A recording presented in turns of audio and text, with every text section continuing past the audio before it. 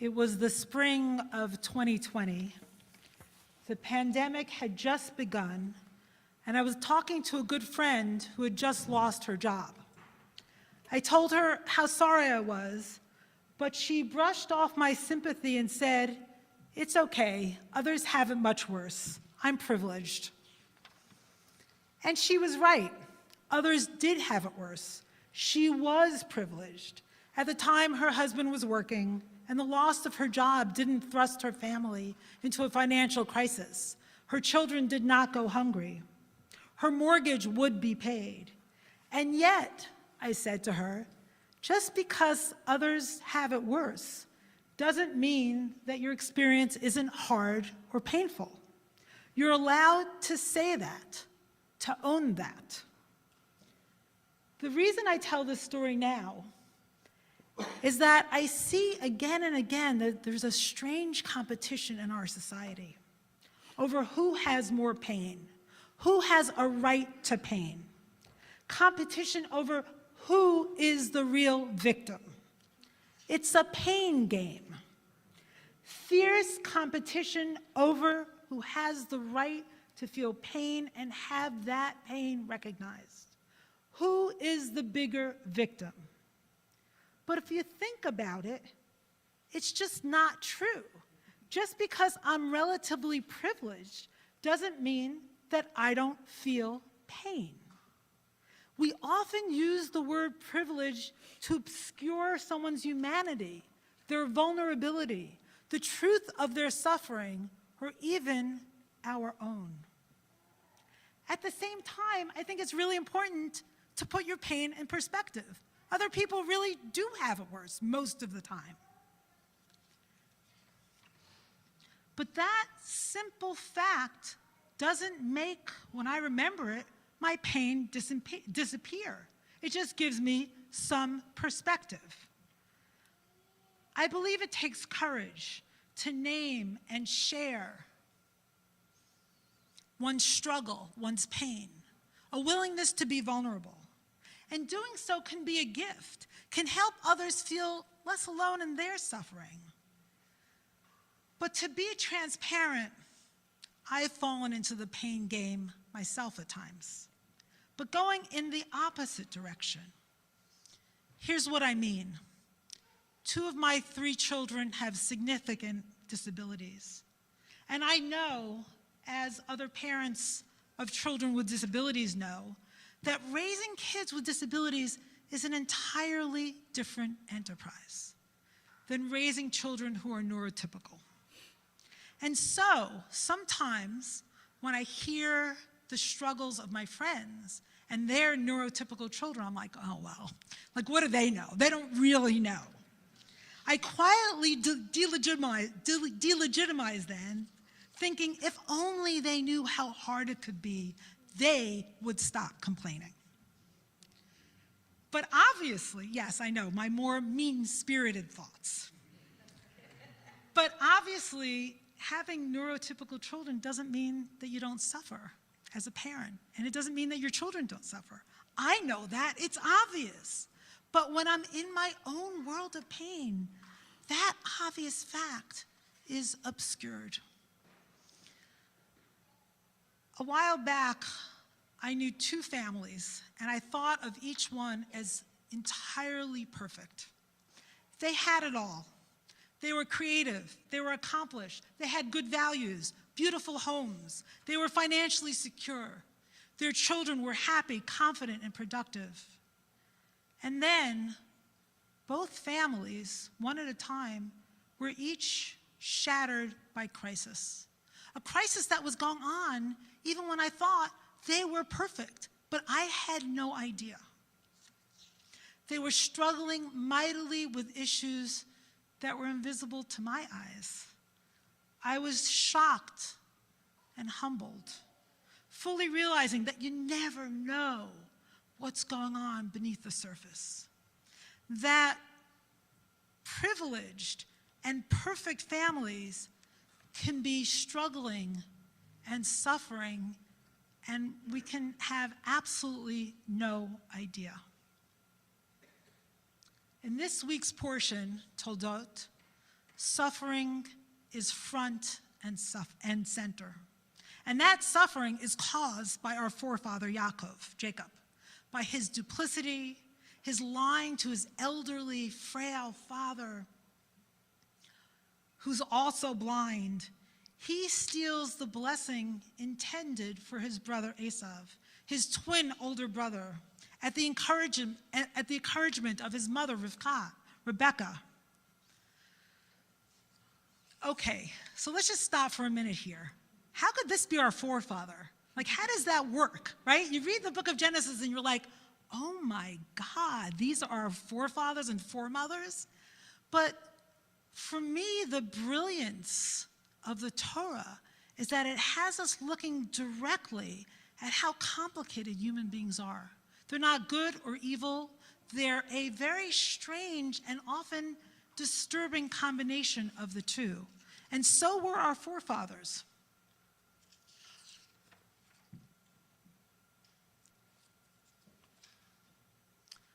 Yaakov presents himself to his father with delicacies prepared by his mother and goat skins covering his arms to pretend he's Esav, his hairy older twin. And again, Yitzchak, Yaakov's blind father, asks, "Who are you?" "Mi ata bni." And Yaakov says, "Anochi Esav, bachorecha, asiti ka'asher dibarta elai." I am Esav, your firstborn. I have done as you told me. And then again, Isaac, unsure, asks, "Ata zeh b'ni Esav? Is it you, my son, Esav?" And Jacob answered simply with one word, "Ani," I am. Yaakov tells the lie of all lies, falsifying his own identity, telling his father that he is not who he is. And in a moment of twisted intimacy, Yitzchak asks his son to come close and kiss him. And Yaakov kisses his father, and Yitzchak breathes in his scent and blesses him and gives him the blessing he meant to give Esav. But the Torah not only shows us our ancestors' tragic flaws, it's unflinching in that it shows us the cost of these flaws. Right after Jacob exits the scene with the blessing of the firstborn, Esav enters with hunted game for his father, expecting a blessing. His father sees him and says, "Mi ata, who are you?" Esav answers, "Ani bincha, I'm your son. Bechorcha, Esav, your oldest one, Esav." And with that, Yitzchak is seized with a great trembling and says, "Who then was it he that hunted game and brought it to me?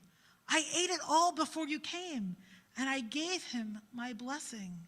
Now blessed, he must remain." The Torah shows us how crushed Esav is. When Esav heard the words of his father, he cried out with an exceedingly bitter and great cry. Vayitzak sa'aka gdola umara. And he said to his father, "Bless me also, Father." And then in some of the most heartbreaking words in all of Torah, Esav says, "Habracha achati lecha avi." Do you only have one blessing, my father? "Barcheni gam ani avi."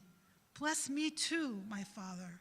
Vayisa Esav kolo vayef. And he raised up his voice and he wept. Esav's agony is unmistakable. The Torah, in its vivid telling, makes sure that we hear it, that we see it.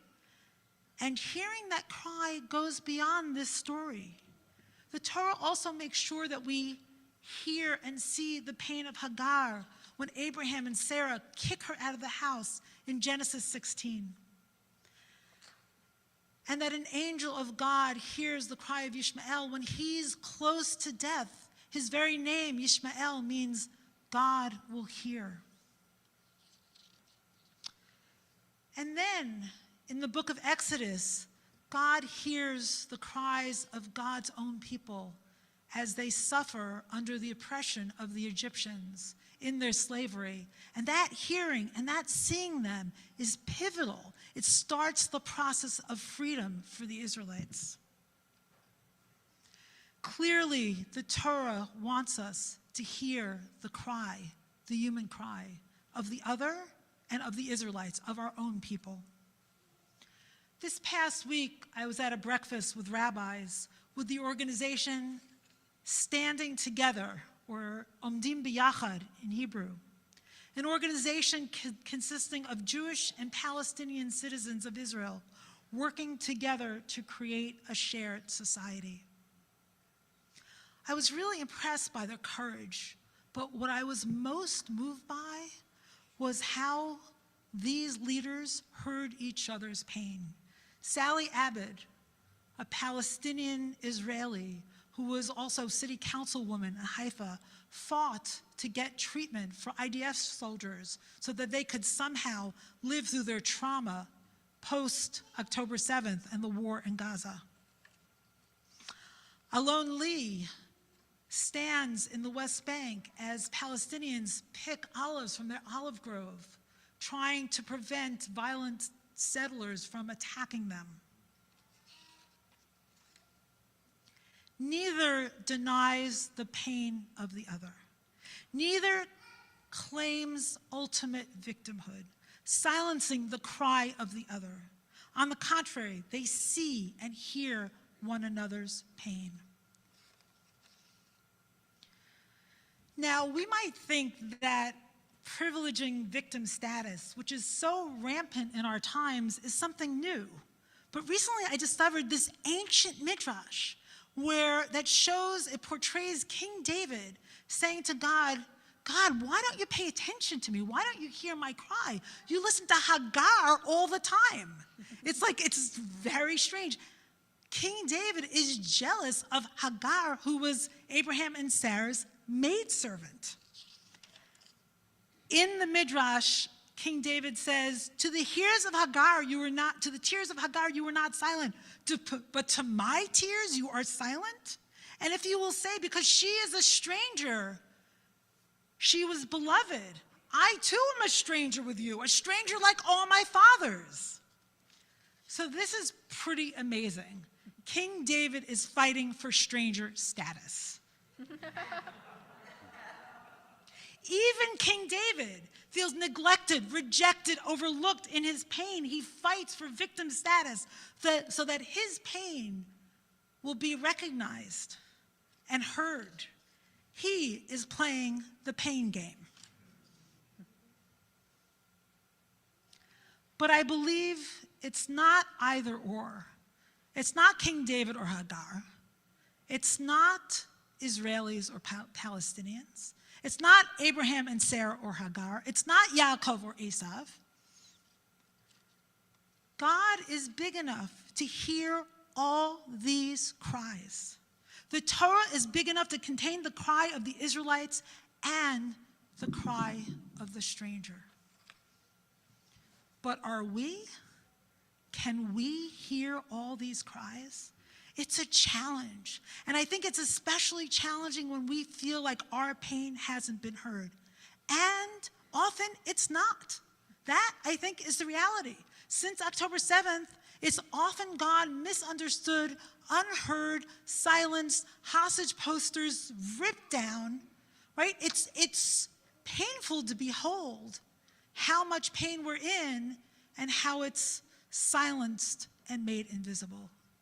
So I feel like we need to somehow know that our pain is being heard, our cry is being heard, so we can hear the cries and the pain of others. But if you think about it, each one of us knows what it means to be heard, to be seen in our own pain. It means, I think, everything.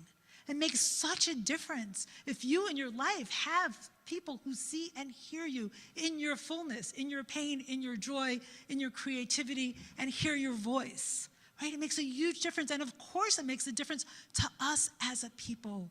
When will we be heard? And when will we have the capacity to hear the pain of others? I think the Torah provides a model for us. It has us hearing and seeing all these people in pain, right? Again, unflinchingly. Narrative after narrative, it's not only about the Israelites, it's about the pain of the other and the stranger. I know it's challenging, but I think claiming our own pain and hearing the pain of the other at the same time is the beginning, or maybe is the beginning to a better life for all of us on this earth, and especially as a people.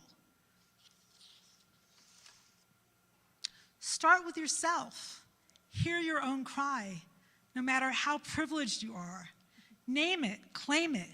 Don't minimize it in the face of the suffering of others. Hear the cry of those close to you and those far. Hear the cry of your people and hear the cry of another people. To be human is to suffer, but to become fully human is to hear the cry of the other. That's what our sacred book, our Torah, models and tells us. In no uncertain terms, to hear the cry is what it means to be a Jew. I bless us all this Shabbat and going forward with the healing power that is in our hands. The courage to name our own private pain and insist that it's heard. To name the pain of our people and insist that it's heard, and the courage to hear someone else's, to share our humanity, the fullness of our human experience.